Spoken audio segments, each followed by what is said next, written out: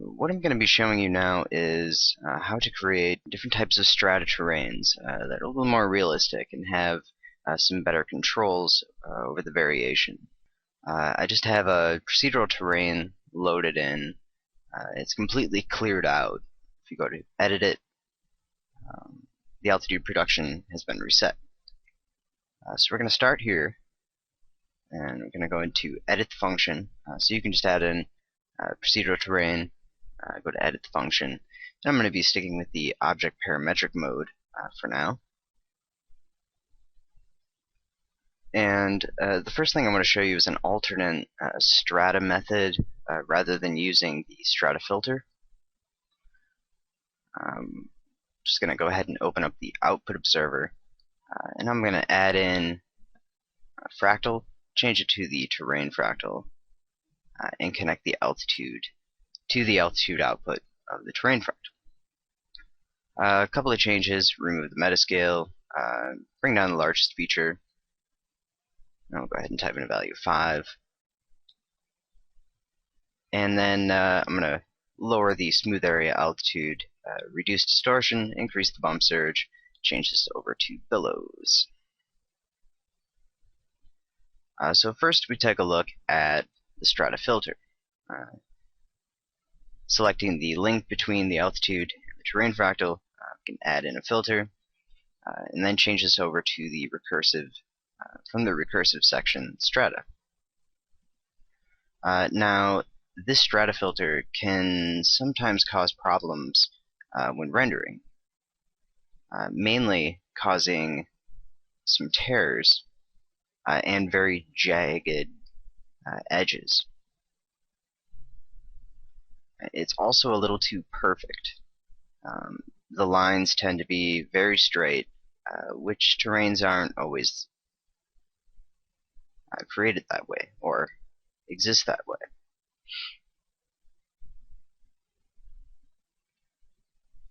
Regardless of how much editing you do and modifications you make to the strata to customize it, you still end up with these very dark lines and stripes across the terrain. And the closer you get to them, the more jagged they are, and they just don't look right. They don't really fall off correctly, and mainly that's because of the way they're created internally, because they're not able to be created based on an actual altitude. And if you're not aware, terrains are basically a slice of the fractal, then based on the number output, or what is seen, white being the high points and black being the low points, it extrudes that surface and applies it to a polygon, or sets of polygons. So in order to create this effect, what's been done is effective for some solutions, but in my opinion, I think it's a little too intense and more difficult to control for materials, and mainly I prefer not to use it. That's not to say that it's useless or that nice terrains haven't been created from it. They certainly have. I've seen quite a few from people, and I've made a couple, or quite a few acceptable ones, using the Strata Filter. But there are other ways to create this. And another big change is what happens to the number output when passing through the strata. It does change the overall output, sometimes too much, modifying the fractal. And although it's hard to tell with the function node preview, you can see a fairly drastic change, which is important if you are going to be distributing this fractal using other means. But once again, that really depends on what you're controlling with it. So I'm going to go ahead and remove the strata.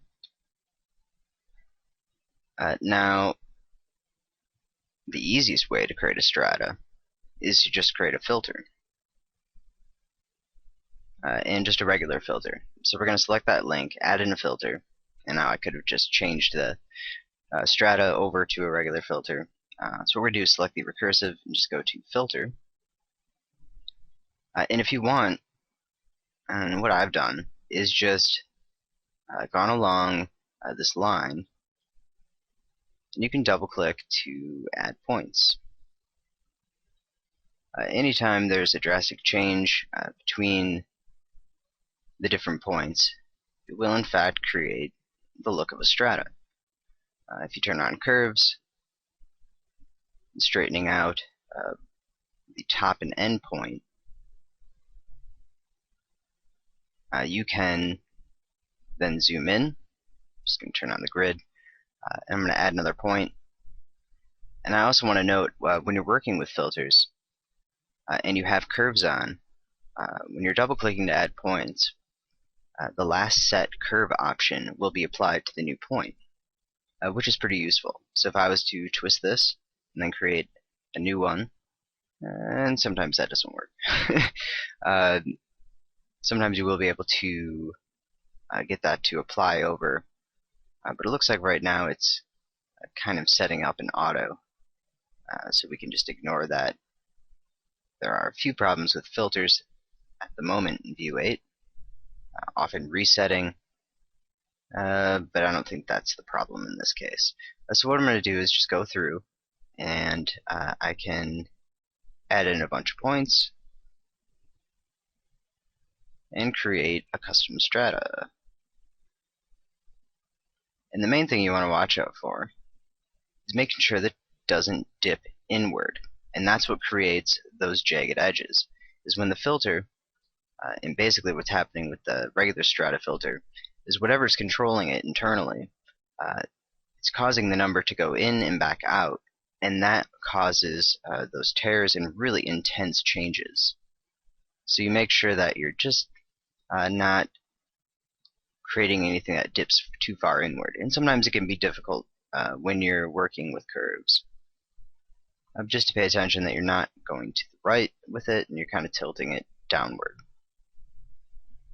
And that creates a stratified type terrain.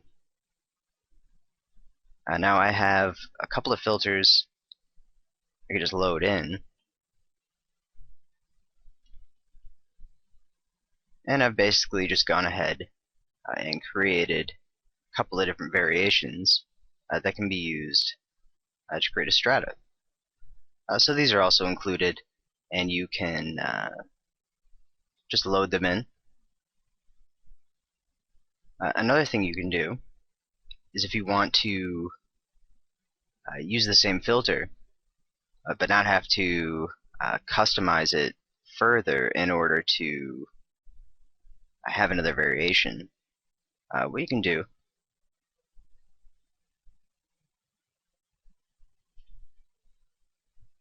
is add another filter in the chain and use the offset.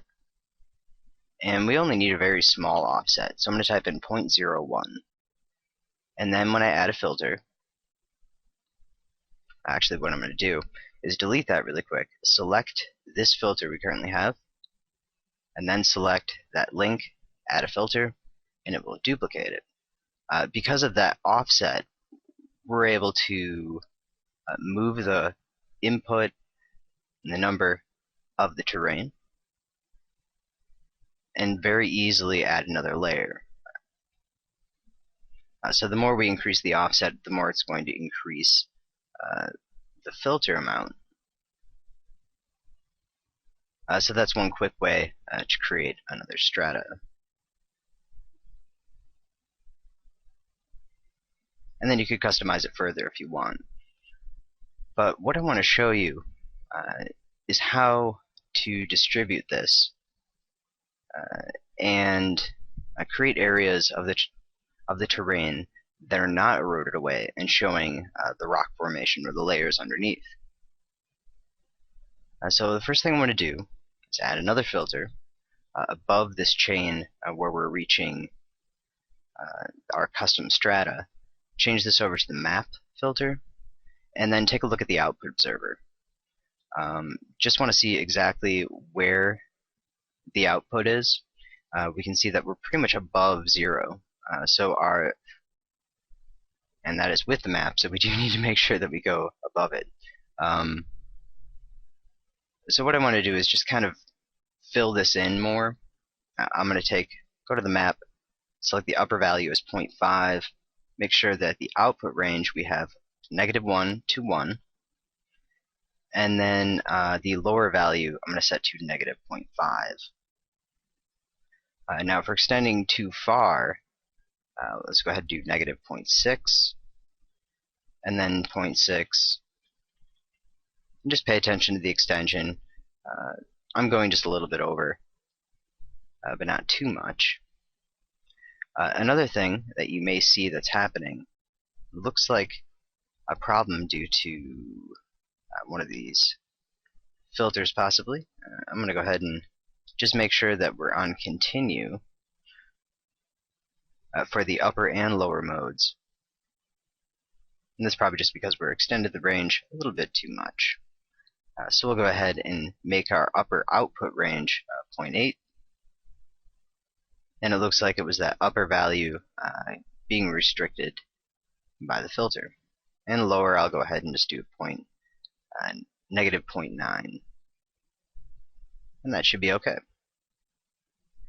So this is going to be the primary strata. And what I want to do is create another duplicate of this map. Select the altitude. And this one is not going to run through anything.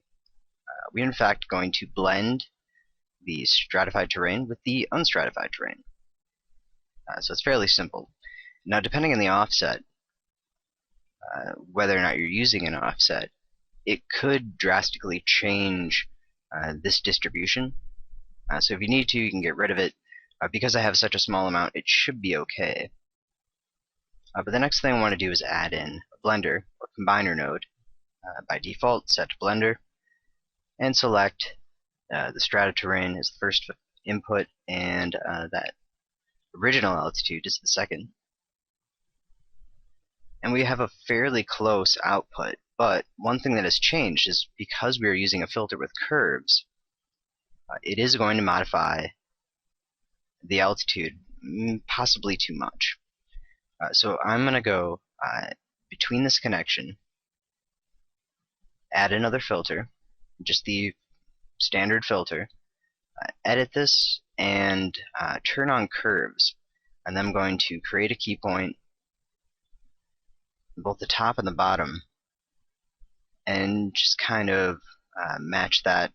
We could pull it up a little bit more to extend the upper elevation, and that could help us distribute this further and get some nice areas popping out. So right now we're not really going to see much happening. What we need is control, something to distribute these two inputs. And what I want to use is just another fractal. You can also use a noise if you wanted something simpler, but I'm going to go ahead and use a fractal. So we're going to add a new fractal, which is automatically going to recreate that terrain fractal. What I want to use is the Grainy Fractal. Now we do need to be careful with this because the roughness amount is intense, very intense, and can cause some spikes in the terrain if basically the output amounts are too different. And that's one of the problems when using the strata with this technique, at least the Strata Filter. What I want to do is take the roughness and really turn it down. I'm also going to get rid of the metascale and reduce the largest feature Now if we take a look, our wavelength for the primary terrain is 1 all the way across, and the largest feature is 5. Well, we're going to need something quite a bit smaller. So I'm going to go ahead and set the wavelength to 0.1, and largest feature, we'll just go ahead and adjust that, bring it down to 2. That might be too small, too large. Won't really know until we get a chance to look at it. So what I'm going to do is connect the ratio for this blender to the altitude of the Grainy Fractal. I also want to make sure that the output of the Grainy Fractal is between basically a range of 0 and 1. And now I don't just want to cut it out, which we could do by clipping the ratio 0 to 1. Instead, I'm going to use the map once again, setting the lower value to 0, the upper value to 1, and then we just need to define the input range. So we'll take a look, and we can see we're basically, we could do negative 0.5 for the lower value, and then we can take a look at the upper, which is about 0.5. And that's really going to be dependent on the gain amount. If we need to go slightly higher or lower, we can increase just by adjusting the input range.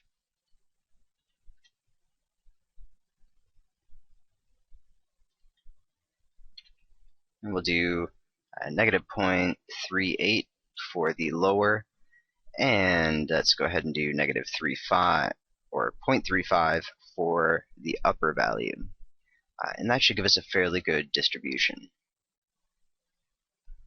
Anything we want to go beyond that, we can modify with another filter just to kind of clip it out if needed. Now, depending on the scale, we should start to see a distribution between the strata and the original altitude. So if needed, we can increase the scale to modify the fractal and in turn modify the distribution. And depending on how high or low these values are, what I'm going to do really quick is just connect the altitude output to the Grainy Fractal just to see the size. And it looks like it is a little bit too large. So I want something a bit smaller. And it looks like that value of 2 was actually pretty good. So go back and connect that to the blender. And I'm also going to add in an output node, custom dependency. And I'm going to go ahead and call this Strata Custom. And then we can connect that to the output of basically the map. And this way we'll be able to connect a material and a different type of rock structure to the ranges that are not going to have that strata. So let's take a look at it right now as it is. Might need to make some customizations and some changes, but we should have a pretty good idea of what it's going to look like. Now I do intend on changing the material, but right now just kind of getting a quick preview of what it looks like. We can see some nice variations. Over here on the left we can see a nice area where it is sticking out, a part that doesn't have any area of the strata. Also on the bottom you can see it doesn't have the strata. And what we'll be able to do is customize this a little bit more if needed. Might need to adjust the cutoff, basically the output of that Grainy Fractal, or maybe reduce the roughness a little bit more. or increase the scale, depending on how large you want the areas to be that are going to be protruding from that underlying surface.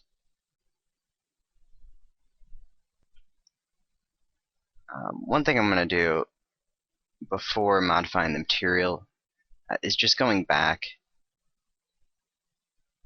into the fractal, and I'm going to change the origin of the terrain fractal, just because we don't want to use the exact same origin that everyone would be using if they didn't change the origin points, and every single terrain is going to look exactly the same. So I'm just going to type in a random set of numbers for the x and the y, and I'm just going to leave the z where it is. And then we can customize this.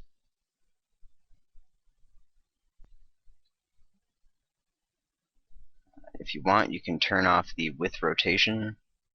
It can sometimes calculate a little bit faster, but I think I actually like it better with the rotation on. And this will be a good starting point. I'm going to reset the material that I have and just load in one of the presets. And I'm going to start under rocks and choose the complex rock, edit the material, and change the complex rock. And actually, we may need to initiate another mixed material. So first, what I'm going to do is just reset this really quick, go back, edit the material, create a mixed material, and now load in the complex rock for one material, and load in for the other material under material layers, selecting the complex sedimentary rock. And I'm going to take a look at the scale, and I am going to increase the sedimentary rock scale to 1, and material 2, which is going to be the complex rock, to 2. And we're going to start there. And just take a look at the scale. And I think the material scale should be fine. I'm going to make a few customizations to the way our material mix is going to look. And one of the materials so that it looks more like lines in the rock, and that the other one will look like more of an up and down stretched material. But first we need to set up the distribution. So I'm going to edit the material, and I need to switch this over to the object parametric mode, because that is the type of terrain we're using. We also want to make sure the scale is set to 1, otherwise this distribution will not work. We're going to right click on the distribution of material 1 and 2 and edit the function, and now we can right click, add in an input node external dependency, and select from the list that strata custom,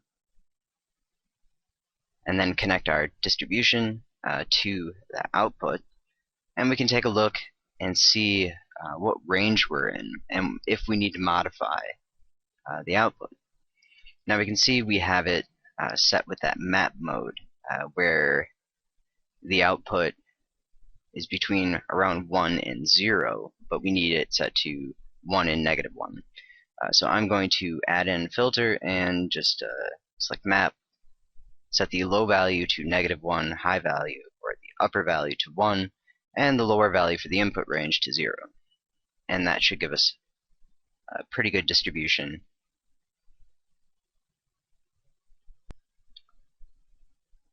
I'm also going to set the mixing proportion to 50.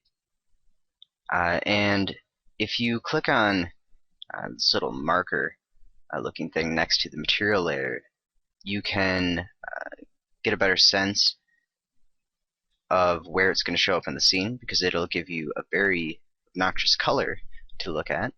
If you right click on it, you can choose what color you want to represent this layer, and then in the render, it'll show up as that color so that you know exactly where that material is showing up. So we can see this distribution, and it gives us a better sense of where the material is, if they're very similar, and it might be hard to pick out. Now we may need to make some changes because the input that is going to control the ratio might be slightly different. So right now we've been telling which part is supposed to be the strata part is a little difficult. We'll just go ahead and take a look at this from another angle, especially the ground where I know it's rather flat. And the reason the distribution is slightly off is there is one thing I forgot to do. We're going to go into the object, edit the terrain, and this is rather important because material space and terrain space are in fact quite different. And the reason for that is, as I was saying before, a terrain is a slice. And when we output, we're not necessarily going to output that slice, but instead the full material space. So a way to make sure that we're going to output just that slice is we add in a math node, vector operation, and there's a couple of different ways we can do this. We can use the projection onto a plane, which by default, if we connect the vectors to it, will work. We can use the XYZ product, and if we select Z and set it to 0, that will work. You can also use the matrix transformation and set the Z to 0. But I'm going to use the new node of U8, which is the projection onto a plane.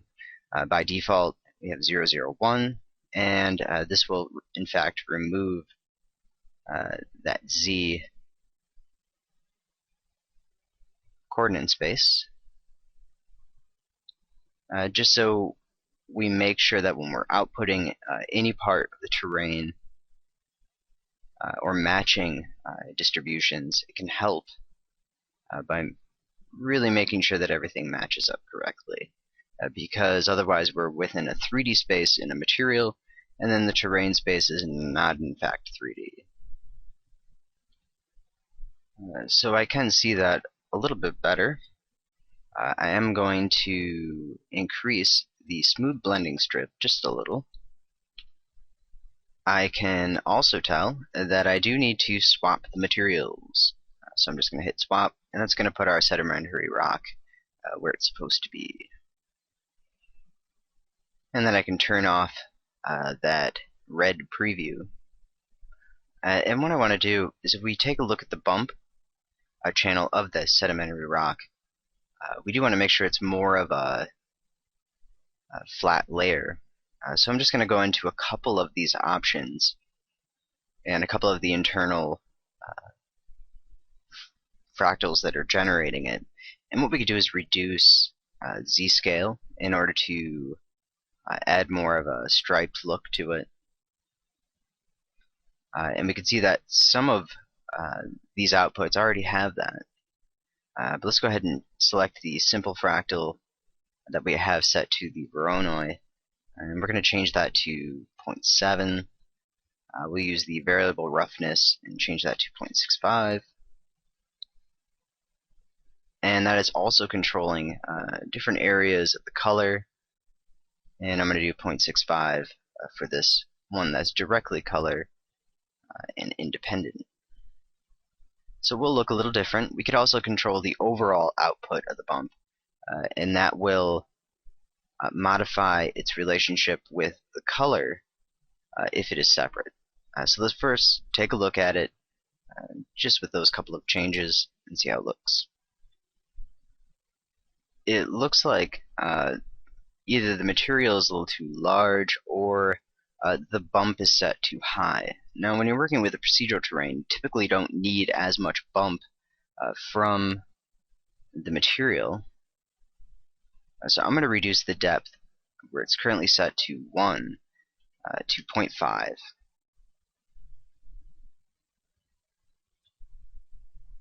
This way, we really let the terrain shape handle more of the lines than the material, which is one of the benefits of the procedural terrain. The only exception is when you have a really steep slope, then you would need the bump in order to pull that back or protrude it, because in fact that's really just going to be a flat polygon if it's too steep. So I do want to modify both of these material scales slightly. What I wanted to do is take the material 1 and increase its scale to 4. Also, there are quite a few mixed materials within this material, so I'm not going to go into too in-depth modifying it.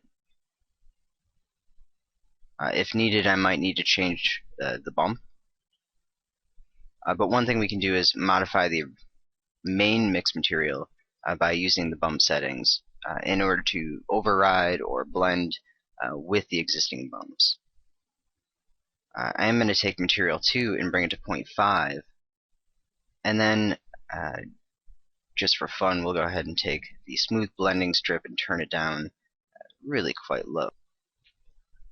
One problem with the smooth blending strip is it overrides the distribution and modifies the alpha or whatever it is controlling, and sometimes you will lose the specific look that you're trying to achieve from the distribution. And sometimes it can be beneficial. So it really depends. You can adjust it, try a couple of different things. And this higher amount looks pretty good and ends up bringing us a little closer to that fractal. And then we can customize that a bit further if we want to really fine-tune things. But what I want to do is add an additional layer. So we're going to edit the material. We do need to use the ecosystem trick, where we select ecosystem to add an ecosystem layer. And then we can add an additional layer. I'm going to use one of my grass layers and grass materials. Set the alpha to 0. And what I want to do is control the distribution of this primarily with the same distribution I use to control that mixed material. So we can go back and delete that ecosystem layer or save it for later. I'll just go ahead and save it. And I'm going to select the main material, right click on the distribution of material 1 and 2, copy the function, go up to the grass, right click, paste the function. And anytime you paste anything with a dependency, you do need to reselect that dependent. Otherwise it will not show up correctly. And alpha is usually reversed information, so we may need to flip it around and have it travel in the opposite direction. First we'll just take a look and see if it's in the right place, and it does look like it's in the wrong spot, although it doesn't really look too bad where it is. But I do want to reverse and select the filter for the alpha production, and create a key point on the left, bring it all the way up to 1, and then drag down that right side.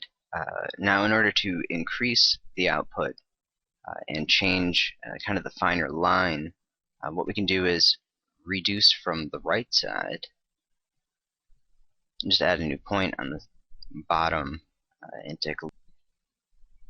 Now once again, this isn't going to show up correctly because there is something that needs to be changed. We need to go to the main material. First of all, set the scale to 1, and also change the mapping mode to object parametric. without that change, it's not going to fit correctly, even though the output is from the terrain. So unless it was a world terrain, it wouldn't show up correctly, but we are mapping it with the object parametric mode. So we need to make sure that we stay consistent with that, which means any materials you load in, if the scale is incorrect and doesn't match the scene, you might need to go into the function and modify it. In this case, the bump is way too high for this scale. So what I want to do is reduce the depth of the bump to 0.01, and also make sure that we're not losing any of the bump underneath by adding this bump to the underlying bumps. I also don't want this material as intense as it is. So what I want to do is go back to the material and use the alpha boost to really kind of reduce the increase transparency of the material by reducing the alpha boost. I'm going to turn off the dependent on slope that I have set for this, and then under the environment tab I am going to change the slope range so that it is not showing up on really steep slopes, which is just going to be around this upper value, and I can increase the fuzziness around the steep slopes. So it's starting to look a little better. If I need to, I can modify scales, things like that. You also want to make sure if you do have an ecosystem layer that you do not modify its scale, because what will happen is it will modify every scale underneath it, and that is one of the problems with the ecosystems. That is currently not classified as a bug because it does modify the backwards compatibility of scene files.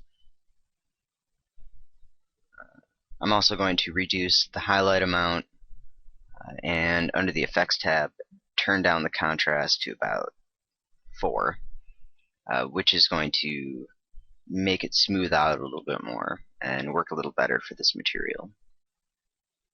And I'll just take the alpha boost and change it to -18. And we'll go ahead and take a look at a render of this. Also going to be adding an additional material. And then we're going to take a look at another way to create this distribution. So with the exception to the grass, it doesn't look too bad. The grass right here, it just looks horrible. But it gives you a good idea how to use this technique. Now it does look like pretty obvious for the most part that the strata is more of the outward part of the distribution. So if we wanted to reverse that, one thing we could do is modify that filter a little further that's connected to the primary altitude. And we should be able to extrude the other way around and have the strata as more the inside part. So just modifying the filter a little can make a rather large change. And then increasing the offset if needed too. We could also add an offset filter and bump it up a little bit. So this is the terrain from another view. Change the lighting a little. Let's go ahead and take a look at another way to achieve this. And because the terrain fractal has a very different gain function, we can actually control the gain using this technique. So I'm going to open the output observer, and basically what I want to do is I can just delete the links but keep this chain intact. I'm also going to connect the Grainy Fractal to that. And that Strata Custom, well, we can disconnect that for now, which means it'll be deleted from the scene. And we can delete that blender. And now, these other two links can also be deleted, and we can extract the gain and connect it to the bottom of this chain. So depending on what you're using to control that distribution or control the gain, it may or may not work. What I found works really well for this is to basically copy the terrain fractal. So select it, add a new fractal, making sure we're connecting the projection onto a plane, and then connecting that to the gain. That way it's based on the altitude. And if you need to increase the intensity, go ahead and remove one of those map filters. At the end of the chain, you can add a multiply. So just before it reaches the gain, you can add a multiply and use that in order to intensify the effect. So by moving it to negative, we're actually kind of dividing. But it gives you another way to create a variation. So then if you want to adjust the gain of the duplicate, you can also create a little more customization, increase distortion slightly, and give you something a little bit different, but still very close to the original. If you do that, then the detect rough edges or rough areas second output then becomes a very good way to distribute material.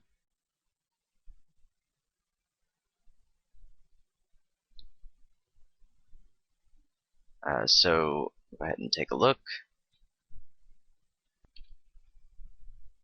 So with this method, we get more variation of different steps rising up some of the peaks.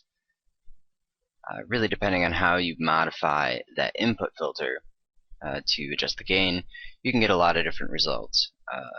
So this one's rather interesting just because this peak here, although it's a little difficult to see, it does have these nice little steps, and then the variations change throughout. It is kind of a neat way to create a terrain.